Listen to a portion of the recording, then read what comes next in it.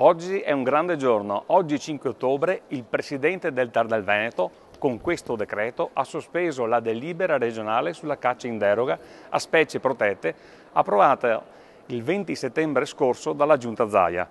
Viene così accolto il ricorso al TAR della LAC, la Lega per l'Abolizione della Caccia, che chiedeva la sospensione della caccia in deroga agli uccelli protetti.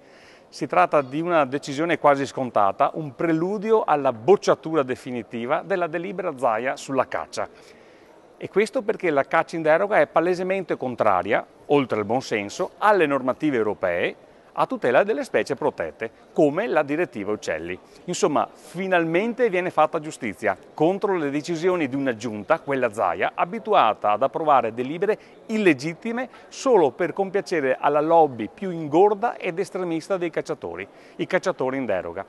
La decisione di Vincenzo Borea, presidente del TAR del Veneto, è quindi una strepitosa notizia, visto che mette un freno all'uccisione incontrollata di migliaia di milioni di fringuelli, pispole, storni, peppole, frosoni e prispoloni ai quali in questi giorni si sta sparando senza pietà e illegalmente.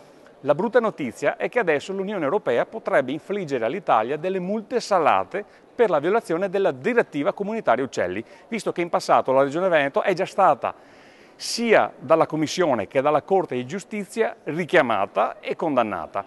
Bene, che a pagare allora siano Zaia e l'assessore Estival, i veri responsabili della caccia in deroga. Non è giusto che ad aprire il portafogli per pagare le colpe altrui siano i cittadini italiani. Oggi comunque tutti gli amanti della natura possono festeggiare, anzi direi che possono e devono brindare.